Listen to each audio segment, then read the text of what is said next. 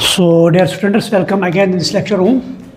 As you know that we are discussing this population interaction, जो कि हमने topic पहले लिया है इकोलॉजी में. इसमें हमने बहुत से सब हेडिंग्स पढ़ लिए. तो उसके बाद हमने जो पॉपुलेशन इंट्रैक्शन लिया, तो इसमें भी मैंने कहा जो ये ऑर्गेनिज़म्स है डिफरेंट स्पीशीज़ के, ये अपने दरमियान एक इंट्रैक्शन कायम करते हैं. तो वो interaction that is called as population interaction. तो इसमें मैंने बहुत से इंट्रैक्शंस बताए. पहला था इसमें one is called as predation.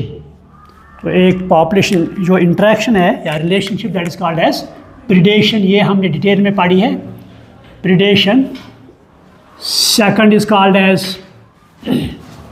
जो इसमें आती है म्यूचुअलिज्म.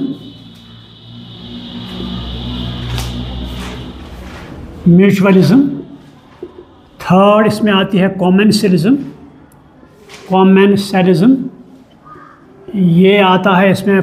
नेक्स्ट वन इज, इसमें आता है कंपटीशन. कंपटीशन. नेक्स्ट वन जो इसमें आता है that is called as parasitism. Parasitism. तो दीज आर द इंट्रैक्शंस जो इसमें आते हैं पॉपुलेशन इंट्रैक्शन में. तो इसमें जो पहला टॉपिक जो है प्रीडेशन, तो ये तो हमने कंप्लीट किया है. तो इसमें जो पहले मैंने डिफिनीशन बताई प्रीडेशन होता क्या है, तो उसके बाद मैंने इसको एक्सप्लेन किया with the help of examples. तो आज का जो टॉपिक है दैट इज़ म्यूचुअलिज्म. ये आज हमने पढ़ना है म्यूचुअलिज्म. तो म्यूचुअलिज्म पहले हम देखेंगे ये रिलेशनशिप होती क्या है. मान लो इसमें दो स्पीशीज़ आते हैं, one is called as A, other is called as B. So two types of species are there, दो तरह के होते हैं. तो इसमें ये जो रिलेशनशिप कायम होती है दोनों के लिए ये फ़ायदेमंद होती है. यानी ए को भी इसमें एडवांटेज मिलता है, फ़ायदा मिलता है, प्रॉफिट मिलता है या बेनिफिट, या we can say for both species there will be benefit. So this will be called as beneficial for both the species. So A के लिए भी ये पॉजिटिव होगी और बी के लिए भी ये पॉजिटिव होगी. यानी कि इसका मतलब जब ये रिलेशनशिप कायम होती है म्यूचुअलिज्म, तो इसका मतलब यह है कि दोनों के लिए फ़ायदा मंद होगी या दोनों को इसमें फ़ायदा पहुंचता है. तो यहाँ पर इसको, और या आप इसको अगर डिफाइन भी कर सकते हैं, it is a kind of interaction हम कहेंगे, या it is a kind of relationship. It is a kind of relationship between two types of organisms of two different species in which both the organisms get benefit from each other, or we can say it will be plus for both A and B. So this type of relationship is called as mutualism. तो इसको explain करने के लिए there are a number of examples are there. तो first type of जो example इसके लिए है that is called as lichens. Lichens ये एक एग्जाम्पल हम ले लेंगे इसको डिस्कस करने के लिए. दूसरा हम ले लेंगे माइकोराइजे. माइकोराइजे. सो और भी बहुत से हैं, पहले हम इनको एक्सप्लेन करेंगे कि ये म्यूचुअलिज्म जो है किस तरह ये दोनों को फ़ायदा पहुंचाती है. तो पहला हम जो यहाँ पर लाइकन्स है ये हम एक्सप्लेन करेंगे. तो लाइकन्स जो है आपने ये पढ़ा होगा 11th में. तो लाइकन्स में दो तरह के ऑर्गेनिज्म आते हैं of different two species. One is from algae of blue green algae, यहाँ हम कहेंगे ब्लू ग्रीन एल्गी. तो यहाँ से ऑर्गेनिज्म आते हैं. सेकंड इज़ बी स्पीशीज़ ले लेंगे तो वो फंजे से आता है. फंजे में चाहे वो ये एस्कोमाइसिट्स से आएगा, एस्कोमाइसिट्स या फाइकोमाइसिट्स से. फाइको ये आपने 11th में डिटेल में पढ़ा होगा. तो ये दो ऑर्गेनिज्म्स आते हैं, तो ये एसोसिएट होते हैं. तो यहाँ जो एल्गल पार्टनर है दिस इज कॉल्ड एज फाइकोबायंट। फाइकोबायंट, तो फंगल पार्टनर को हम माइकोबायंट कहते हैं, माइकोबायंट। तो जब दोनों एसोसिएट होते हैं तो ये एक ऑर्गेनिज्म बनाता है, that is called as lichens. Clear? तो यहाँ पर जो ए है, एल्गी है, ये इसके लिए फोटोसिंथेसिस कैरी करता है, फोटोसिंथेसिस यानी फूड मटेरियल बनाता है। तो जो बी स्पीशीज है या सेकंड पार्टनर इसका है, तो वो इसके लिए वाटर एब्जॉर्प्शन यानी वाटर एब्जॉर्प्शन या वाटर रिटेन करता है, तो दोनों के लिए फ़ायदेमंद होती है। तो ये लाइकन्स जो है ये हर किस्म के हैबिटेट में पाए जाते हैं एक्सेप्ट जहाँ पर पोल्यूशन हो। अगर पोल्यूशन हो स्पेशली सल्फर डाइऑक्साइड, तो वहाँ पर ये लाइकन्स नहीं पाए जाते हैं, तो इसीलिए इनको हम पोल्यूशन इंडिकेटर्स भी कहते हैं। तो यहाँ पर ये म्यूचुअलिज्म तो इस एस्टैब्लिश होती है यहाँ पर इनके दरमियान इंटरेक्शन। तो this is also called as symbiosis, इसे हम सिम्बियोसिस भी कहते हैं या सिम्बियोटिक एसोसिएशन या सिम्बियोटिक रिलेशनशिप। मगर यहाँ पर ये अलग अलग अपनी ज़िंदगी नहीं गुजार सकते हैं, they can not live separately, they can not live separate. अगर हम उनको सेपरेट में अलग में रखेंगे तो ये अपनी ज़िंदगी नहीं गुजारेंगे, तो इसीलिए ये कंबाइन होते हैं, एसोसिएट होते हैं, तो इन द फॉर्म ऑफ म्यूचुअलिज्म और सिम्बियोसिस। तो यहाँ पर दोनों को फ़ायदा मिलता है। सो ये इकोसिस्टम में बहुत ही इम्पॉर्टेंट रोल प्ले करते हैं। तो बाद में ये सॉइल फार्मेशन में भी इम्पॉर्टेंट रोल प्ले करते हैं। तो this is called as mutualism.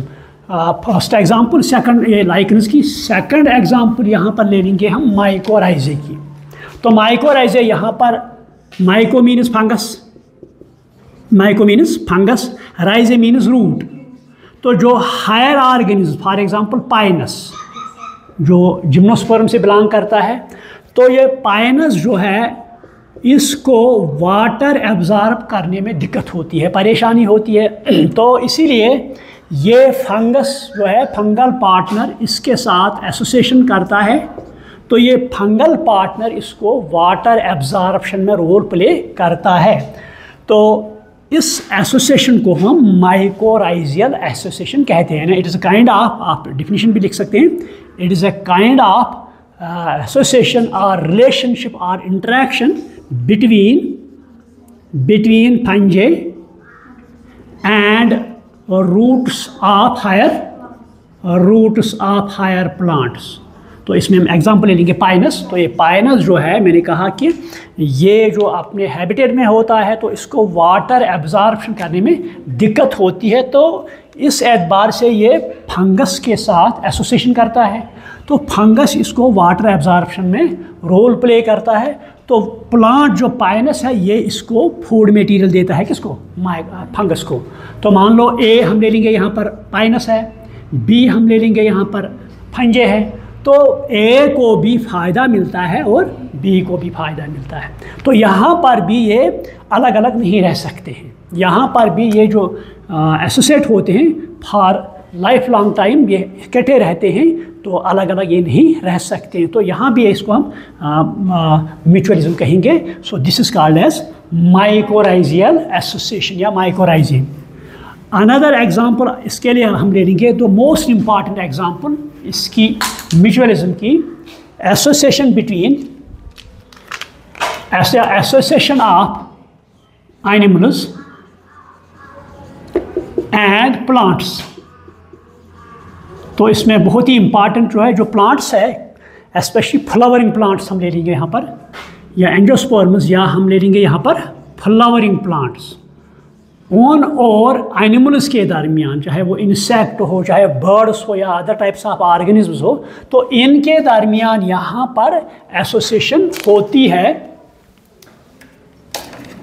यहाँ पर एसोसिएशन होती है। तो इस म्यूचुअलिज्म के एतबार से तो यहाँ पर क्या होता है, यहाँ पर हम देखते हैं जो प्लांट है, इस प्लांट को दो इम्पॉर्टेंट फंक्शंस कैरी करने होते हैं। तो एक इसमें आती है pollination, one is called as pollination, second is called as seed dispersal. तो पॉलिनेशन आपने पढ़ा है, हम जो अब जब हमने जो flowering plant reproduction in flowering plants वो हमने पढ़ा है वहाँ तो हमने पॉलिनेशन डिटेल पढ़ी है। इसको हम कहते हैं transfer of pollens from anther to stigma. क्योंकि ये प्लांट जो है ये एक ही जगह पर होते हैं, ये तो हिल नहीं सकते हैं, ये मूव नहीं करते हैं, तो इनको पॉलिनेशन की ज़रूरत है। एक तो जैसा सेल पॉलिनेशन है, लेकिन जिनमें क्रॉस पॉलिनेशन होती है, तो क्रॉस पॉलिनेशन में ये प्लांट जो है they are dependent for other agents. तो पॉलिनेशन कैरी करने के लिए ये डिपेंड होते हैं, तो ये तो खुद क्रॉस पॉलिनेशन नहीं कर सकते हैं, तो इसीलिए ये एसोसिएशन करते हैं, चाहे इंसेक्ट्स के साथ, चाहे बर्ड्स के साथ, चाहे एनिमल्स के साथ, चाहे स्नेल्स या और किस्म के ऑर्गेनिजम्स के साथ ये एसोसिएशन करते हैं, ताकि इनमें ये दो तरह के फंक्शंस जो हैं, one is called as pollination, second is called as seed dispersal. This is very important role. तो यहाँ पर जो म्यूचुअलिज्म रिलेशनशिप कायम होती है, तो इसको हम इस तरह एक्सप्लेन करेंगे। यहाँ पर कुछ प्लांट्स ऐसे हैं, मान लो एक प्लांट है यहाँ पर, one is called as orchids. तो ये जो ऑर्चिड्स है ये पॉलिनेशन करने के लिए अपने अंदर कुछ स्ट्रक्चर्स डेवलप करते हैं। मान लो एक orchid that is called as ophrys, OPHRYS। Ophrys एक ऑर्चिड है, तो इसका फ्लावर जो है, इस फ्लावर में जो पेटल्स होते हैं, ये पेटल को एक इंसेक्ट की शेप देता है, या इसका एक petal that resembles with the shape of insect, या आर वास्प हम ले लेंगे यहाँ पर, क्योंकि इसमें पॉलिनेशन होती है वास्प की वजह से। तो ये क्या करता है, यहाँ पर जो वास्प है, वास्प जो है जब इसको ब्रीडिंग सीज़न आता है, तो ब्रीडिंग सीज़न के में ये there is copulation between male and female, तो ये प्लांट जो है इसका एक पेटल जो है इसकी शेप जो है that gets resemblance with female of wasp, female of wasp. तो वास्प जो है फीमेल वास्प, तो इसकी अपीयरेंस और इस पेटल की अपीयरेंस सेम होती है। तो जब ये मेल वास्प ब्रीडिंग के लिए या कॉपुलेशन के लिए आता है, यहाँ पर ये धोखा खाता है, तो इसको लगता है ये फीमेल वास्प है, तो यहाँ पर कॉपुलेशन होती है, but this not true copulation. तो इसे हम कहते हैं pseudo copulation. This is called as pseudo copulation. Pseudo means false, क्योंकि यहाँ पर ये पेटल है but it is resemblance is with female wasp. तो जब ये मेल यहाँ पर इसके साथ कॉपुलेशन करता है, तो यहाँ इस फ्लावर के एंथर्स जो हैं वो बर्स्ट होते हैं, तो पोलन ग्रेन इसके बॉडी से चिपक जाते हैं, तो ये यहाँ से भाग जाता है, क्योंकि उसे पता चलता है ये फीमेल वास्प तो है ही नहीं। और इसके बाद ये और एक धोखा लगता है, जब ये दूसरे फ्लावर पर पहुँचता है, वहाँ भी इसको धोखा लगता है कि ये फीमेल फ्लावर है, ये फीमेल वास्प है, तो उसके साथ भी एक ऑपरेशन करता है। तो चूँकि इसके बॉडी के साथ ऑलरेडी क्या है, पोलन ग्रेन्स, यानी जो बॉडी इसके साथ ऑलरेडी पोलन्स अटैच है, जब ये इस फ्लावर के साथ कॉपुलेशन करता है, तो यहाँ पर इसके पोलन ग्रेन्स जो इस पर चिपक जाते हैं इस फीमेल फ्लावर के साथ, यहाँ पर पॉलिनेशन होती है। तो इसको धोखा खाता है, इसको हम कहते हैं सीडो कॉपुलेशन, या हम इसे कहते हैं sexual, this is called as sexual deceit. This is called as sexual deceit. ये एग्ज़ाम में आ सकता है, नीट में भी आ सकता है, या आपका बोर्ड का एग्ज़ाम इसमें आता है। What do you mean by this sexual deceit in this angiosperm plants? तो सेक्चुअल डिसीट यही होता है कि जो वास्प है ये धोखा खाती है कि ये शायद जो ऑर्फिस का फ्लावर जो है, इसका पेटल जो है ये इसे लगता है फीमेल है, तो इसमें के साथ ये कॉपुलेशन करता है, तो बाद में ये फीमेल वास्प तो नहीं होती है, तो मगर इसके साथ पोलन ग्रेन चिपक जाते हैं। तो जब ये सेकंड फ्लावर विजिट करता है, तो उस फ्लावर में पॉलिनेशन होती है। तो यहाँ पर ये जो धोखा है सेक्चुअल डिसीट इसे कहते हैं, तो इसको हम सीडो कॉपुलेशन भी। तो इस अंदाज से, तो यहाँ पर मान लो अगर यहाँ पर एवोल्यूशन होगा, मान लो ये जो मेल वास्प है ना, ये मेल वास्प जो है मान लो इसे धोखा लगता है, अगर ये फीमेल वास्प जो है, फीमेल वास्प अगर ये अपना कलर, क्योंकि जो फीमेल वास्प है ना यहाँ पर, फीमेल वास्प का कलर स्ट्रिंग्स या मार्जिन वो सेम इस फ्लावर के पेटल के साथ मिलते हैं। अगर इसमें एवोल्यूशन होगा, अगर इसने इसमें चेंजेस किए, क्योंकि यहाँ पर धोखा खाता है मेल, अगर इसमें चेंजेस हुई, अगर इसने कहा कि नहीं हमने चेंजेस कराने हैं, धोखा खाता है, तो इस फीमेल वास्प में भी अगर मान लो यहाँ पर एवोल्यूशन हुआ तो यहाँ पर इसका कलर चेंज होगा, स्ट्रिप्स चेंज होंगे, तो इससे क्या होगा, ये जो ऑर्फिस है इसमें पॉलिनेशन नहीं हो सकती है, उस वक्त इस ऑर्फिस को भी अपने अंदर चेंजेस डेवलप करने हैं, वही कलर डेवलप करना है, वही चेंज डेवलप करने हैं ताकि इसमें पॉलिनेशन हो। So that evolution is called as coevolution. ये टर्म आप लिखो को एवोल्यूशन, क्योंकि एनसीईआरटी पे आपके पर ये टर्म दी गई है को एवोल्यूशन। को एवोल्यूशन मीन्स अगर मान लो इस फीमेल वास्प में एवोल्यूशन हुआ, यहाँ पर इसका कलर चेंज हुआ, यहाँ पर इसकी स्ट्रिप्स चेंज हुई क्योंकि सेक्सुअल डिसीट इज़ देयर, तो अगर इस ऑरिफिस ने अपने अंदर एवोल्यूशन नहीं लाया तो यहाँ पर इसकी पॉलिनेशन नहीं होगी। तो साइड बाय साइड अगर इसमें भी एवोल्यूशन हुआ तो दोनों का एवोल्यूशन साथ साथ हुआ, तो that is called as coevolution. The evolution which takes place in two species simultaneously, इसे हम कहते हैं क्या है, ये आप लिख लो, the evolution which takes place between two different species simultaneously, so इसे हम कहते हैं को एवोल्यूशन।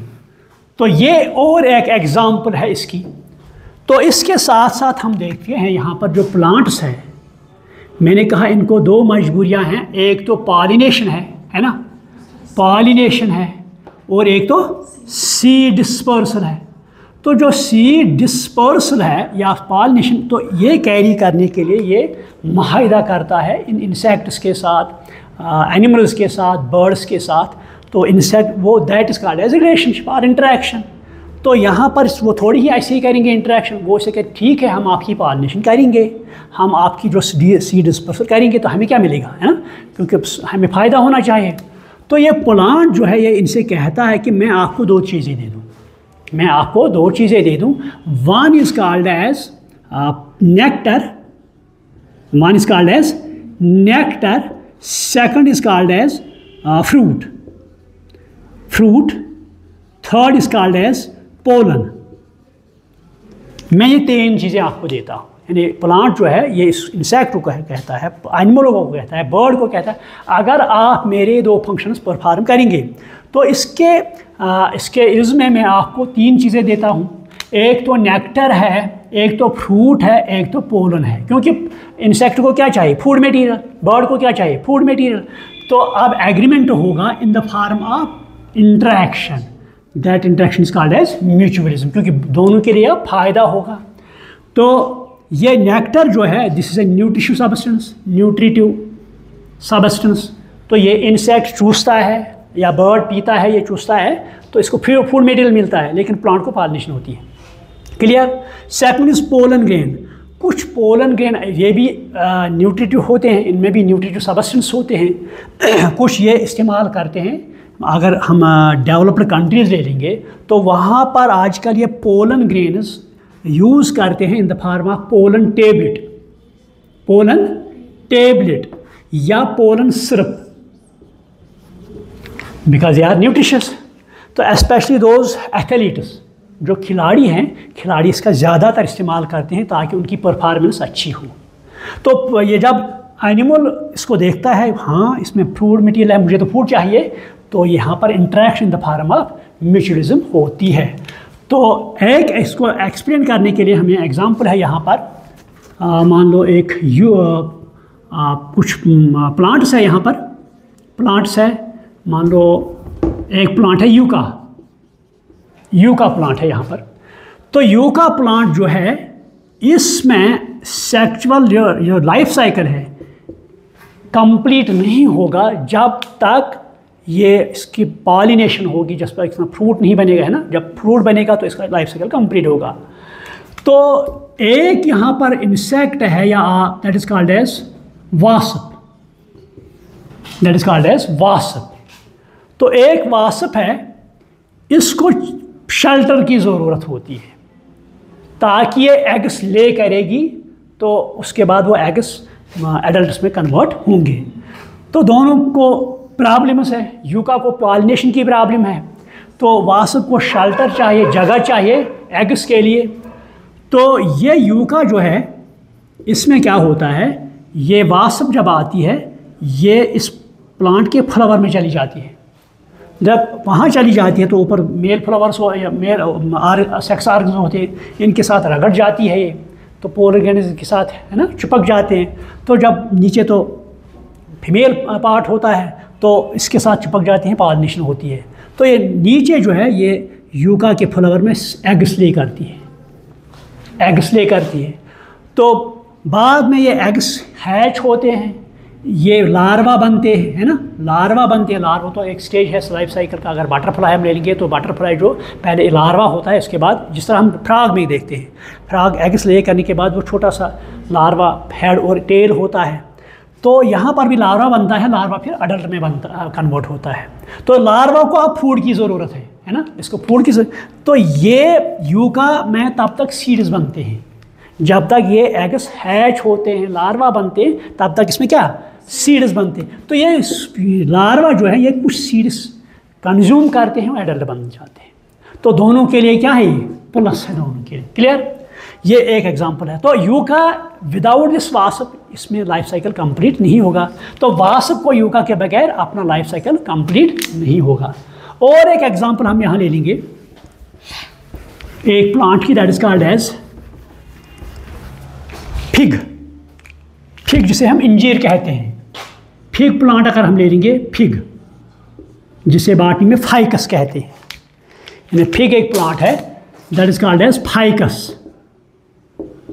फाइकस तो इसमें जो फ्लावर होता है दैट इज इन्फ्लोरेसेंस, यानी जो इंजीर हम खाते हैं ना, वो एक ही फ्लावर नहीं बल्कि बहुत सी फ्लावर्स होते हैं, that is inflorescence, that is inflorescence. तो इंजीर जब हम ले लेंगे इसमें 3 तरह के फ्लावर्स होते हैं, इसमें 3 तरह के फ्लावर्स हैं। One is called as staminate, staminate या male flower, that is called as staminate या male flower. Second is called as short styled, short styled female flowers, short styled female flowers. Third one is called as pistillate, pistillate, pistillate या female flowers। तो जो ये हैं male flowers या स्टेमनेट, तो यहाँ पर पोलन ग्रेन्स प्रेजेंट होते हैं, ये तो पोलन ग्रेन्स प्रोड्यूस करते हैं। जो दूसरा टाइप का फ्लावर होता है शॉर्ट स्टाइल और फीमेल फ्लावर्स, ये तो स्टाइल होते हैं, this are called as neuter. Neuter यानी न्यूट्रल ये होते हैं, ये इसमें सेक्स ऑर्गन्स या ये गैमेट्स प्रोड्यूस नहीं करते हैं। Third is called as pistillate, this are fertile flowers, female flowers, तो ये एग्स बनाते हैं। तो यहाँ पर एक वास्प है या बी ले लेंगे, बी और बम्बल बी, बम्बल बी। तो ये इस फ्लावर में इनको एग्स ले करने होते हैं, ये आते हैं, इनको इनके बगैर ये एग्स नहीं ले सकते, ले कर सकते हैं। तो क्या होता है यहाँ पर, जब ये मान लो ये यहाँ पर फिग फ्लावर है, मान लो ये फिग फ्लावर है, यहाँ पर जब ये बम्बल बीज आते हैं, अब इंसेक्ट आते हैं, तो यहाँ पर पहुँच जाते हैं, तो ये अंदर दाखिल होते हैं। तो पहले क्या आएंगे, मेल फ्लावर्स, तो इनके साथ पोलन ग्रेन्स चिपक जाएंगे, है ना, ये जब रगड़ेंगे इसके साथ तो एंथर बर्स्ट होंगे, तो पोलन ग्रेन्स निकलेंगे, वो इसके साथ चिपक जाएंगे इस जिस इंसेक्ट के साथ। क्लियर। तो चूँकि इसको एग्स ले करनी है, तो ये अब आएंगे वहाँ पर फीमेल फ्लावर्स होंगे, तो फीमेल फ्लावर्स के साथ ये पोलन ग्रेन्स चिपक जाएंगे, तो पॉलिनेशन हुई। तो यहाँ पर अब क्या है, आएंगे शॉर्ट स्टाइल फीमेल फ्लावर्स, ये तो स्टाइल है, तो इनमें ये एग्स ले करती है। ये जो शॉर्ट स्टाइल फ्लावर्स है तो इनमें ये एग्स ले करती है। तो एग्स ले करने के बाद ये एग्स अब हैच होते हैं, तो इनको अब लार्वा बनते हैं यहाँ पर। तो लार्वा जब बनेंगे तो ये इनके सीड्स खाते हैं, थोड़ा थोड़ा कंज्यूम करते हैं, तो ये अडल्ट बनते हैं। तो इस तरह इस फिग को भी फ़ायदा होता है, पॉलिनेशन होती है, तो उस इंसेक्ट को भी फ़ायदा होता है, इसमें लाइफ साइकिल कंप्लीट होता है। So this is also called as example of mutualism. Clear? So in this case we see that these are the examples of mutualism, जहाँ पर बोथ स्पीशीज़ को फ़ायदा मिलता है, या दोनों के लिए क्या होती है प्लस साइन, या इसके लिए एडवांटेजेस होते हैं। So this type of interaction is called as mutualism. तो ये इकोसिस्टम में बहुत ही इंपॉर्टेंट रोल प्ले करता है, क्योंकि कुछ स्पीशीज़ ऐसे होते हैं अगर यहाँ पर म्यूचुअलिज्म नहीं हो तो उनका लाइफ साइकिल कंप्लीट नहीं होगा। और एक एग्जांपल यहाँ पर है, या बस मेरे ख्याल में आपकी एनसीईआरटी जो है इसमें इतने ही एग्जांपल्स दिए गए हैं। तो ये म्यूचुअलिज्म जो है ये इम्पॉर्टेंट रोल प्ले करता है किसमें, इकोसिस्टम में, क्योंकि कुछ स्पीशीज़ ऐसे होते हैं अगर म्यूचुअलिज्म रिलेशनशिप कायम नहीं होगी तो इनके लिए प्रॉब्लम होगी, ये लाइफ साइकिल कंप्लीट नहीं कर सकते हैं। तो नेक्स्ट इंटरेक्शन जो है that is called as commensalism, that is called as commensalism. तो कॉमेंसलिज्म इसमें भी दो टाइप्स ऑफ ऑर्गेनिज्म्स आते हैं, मान लो A species and B species. तो यहाँ पर क्या होता है, ये जो ए स्पीशीज है this is called as commensal, this is called as commensal. तो जिस कॉमेंसल जो है इसको फायदा मिलता है, ए इसके साथ रिलेशनशिप कायम करता है तो इसको फायदा मिलता है। So for A it is plus, या for commensal it is plus. जो बी स्पीशीज है इसको ना फायदा मिलता है नहीं नुकसान। So for B this relationship is neutral, this is neutral और इट इज डिनोटेड बाय 0।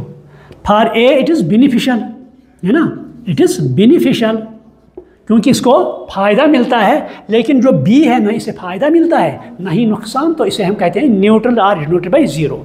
अब तो इसको so this is called as commensalism, या हम कहेंगे डिफाइनेशन के लिए it is a kind of interaction और relationship between two organisms of two different species in which one is called as commensal gets beneficial from other, that the second species neither gets benefit nor harmed, so for that it is neutral. तो इसको explain करने के लिए here are few examples. One is called as, so first example यहाँ पर लिखिए आप, examples हैं बहुत से यहाँ पर। तो एक है यहाँ पर ले लेंगे, one plant is there, या orchid, एंड ऑर्चिड, एक ऑर्चिड आपने सुना होगा, orchid these are beautiful plants, they are flowering plants. ये तो हम ऑर्नामेंटल पर्पज़ के गारों में इस्तेमाल करते हैं या लॉन्स में इस्तेमाल करते हैं। तो इन्हीं में ये ऑर्चिड आता है, ये मैंगो ट्री जो है, मैंगो ट्री, तो मैंगो ट्री के एक ब्रांच पर बैठता है ये, मैंगो ट्री के एक, मान लो यहाँ पर आए ऑर्चिड, तो इस पर बैठ गया ये, ठीक, तो इसको हम कहेंगे कॉमेंसल, ऑर्चिड को कहेंगे हम कॉमेंसल। तो इसे फूल नहीं चाहिए, तो ये इस मैंगो ट्री को कोई हार्म, नुकसान नहीं पहुंचाता है, बल्कि सिंपली ये इस पर बैठ जाता है। अगर आपको याद होगा जब मैंने कहा ये रिलेशनशिप जब कायम होती है, इंटरेक्शन, ये क्यों कायम होती है, क्योंकि इसके पीछे रीज़न है। तो मैंने कहा पहला रीज़न है फूड मटेरियल, दूसरा रीज़न है शेल्टर, तीसरा रीज़न है प्रोटेक्शन। एक ऑर्गेनिज्म दूसरे के साथ रिलेशनशिप कायम करें, यहाँ तो उसे फूड मटेरियल मिलेगी, या तो उससे शेल्टर मिलेगा, या तो इससे प्रोटेक्शन मिलेगी, इसी एतबार से रिलेशनशिप कायम करते हैं। तो यहाँ पर इस ऑर्चिड को क्या मिलता है, शेल्टर। तो लेकिन जो मैंगो ट्री है ना इसको नुकसान पहुँचता है, नहीं फ़ायदा मिलता है। So for orchid this is called as commensal, it is called as commensal. So इसके लिए रिलेशनशिप या इंटरेक्शन है प्लस, या हम कहेंगे बेनिफिशियल, बेनिफिशियल। लेकिन जो मैंगो ट्री है ना इससे बेनिफिट मिलता है नहीं नुकसान, सो इसके लिए हम कहेंगे न्यूट्रल।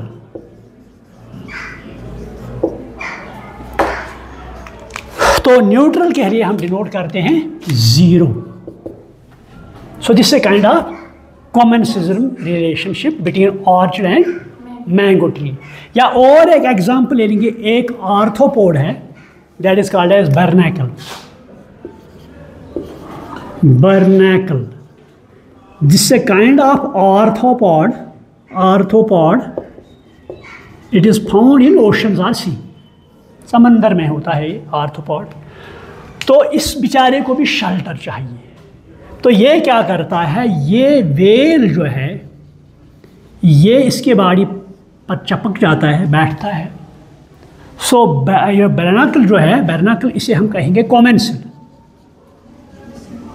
ठीक। तो ये वेल के बॉडी पर बैठता है for the purpose of shelter. तो ए के लिए या ब्रंक के लिए जो है स्पीशीज, इसके लिए बेनिफिशियल होगी रिलेशनशिप, है ना, बेनिफिशियल, इसको फ़ायदा मिलता है, तो इसको प्लस साइन से हम डिनोट करेंगे। लेकिन वेल इसको ना फ़ायदा मिलता है नहीं नुकसान, सो इसके लिए हम कहेंगे न्यूट्रल है ये, या हम इसको डिनोट करेंगे 0 से। So this is another type of example of this commensalism, that is barnacle and whale. तो ये इस पर चिपक जाता है, बैठता है, तो फॉर शेल्टर के लिए। एक और एग्जांपल है आपको इसको एक्सप्लेन करने के लिए, जो कॉमेंसिज्म है, आपने एक ऑर्गेनिज्म जो सी में होता है दैट इज कॉल्ड एज सी एनेमोन। सी एनेमोन ये एक ऑर्गेनिज्म होता है। दूसरा ऑर्गेनिज्म इसी सी में that is called as clown fish, that is called as clown fish. ये क्लोन फिश जो है इसको भी शेल्टर चाहिए। ये ब्यूटीफुल होती है, बहुत ही अच्छी होती है, ब्यूटीफुल होता है, इसके फिश होती है। तो सी एनेमोन जो होता है इसको टेंटिकल्स होते हैं, बहुत से टेंटिकल्स होते हैं। ये समंदर में होता है आर्थ्रोपॉड। तो ये क्लोन फिश जो है ये आती है, इसके टेंटिकल्स में बैठती है। It needs shelter, so it develops a relationship with sea anemone for the purpose of shelter. तो इस क्लोन फिश को हम कहेंगे कॉमेंसिल, इसको हम कहेंगे कॉमेंसिल। तो इसके लिए जो रिलेशनशिप है क्या है, बेनिफिशियल है ना। So for clown fish the relationship is beneficial and is denoted bye plus sign. और जो सी एनेमोन है, ना इसके लिए फ़ायदा है ना इसके लिए नुकसान है। So for sea anemone it will be neutral, या इसको हम 0 के तौर पर डिनोट करेंगे। So this is another type of example commensalism. So commensalism ये रिलेशनशिप जो इंटरेक्शन होती है बिटवीन डिफरेंट स्पीशीज़, ये भी एक अहम रोल प्ले करता है किसमें, इकोसिस्टम में, क्योंकि इससे जो ऑर्गेनिजम्स है उनको लाइफ साइकिल कंप्लीट करने में मदद मिलता है। अगर ये मान लो यहाँ पर मैंने कहा कि mango tree and this orchid, अगर ये मैंगो ट्री इसको अपने ऊपर बैठने नहीं देगा, तो एक बात यहाँ मैं भूल गया, जो ये ऑर्चिड है जो मैंगो ट्री पर बैठता है, मैंगो ट्री पर, तो इसे हम कहते हैं एपिफाइट। एपिफाइट, एपिफाइट मीन्स वो प्लांट जो दूसरे प्लांट पर बैठता है, या वो ऑर्गेनिज्म जो दूसरे प्लांट पर बैठता है, प्लांट की बॉडी पर बैठता है, that is called as epiphyte. तो ये बहुत ही इंपॉर्टेंट रोल प्ले करता है किसमें, इकोसिस्टम में। So this was all about this commensalism and second is called as bimutualism. Any question? Any confusion? So time war हुआ, तो I should stop over here. तो कल इसके 2 और इंट्रैक्शंस है, एक तो पैरासाइटिज्म है, एक कंपटीशन है, वो कल हम कंप्लीट करेंगे। So I should stop over here. This is section. Thank you.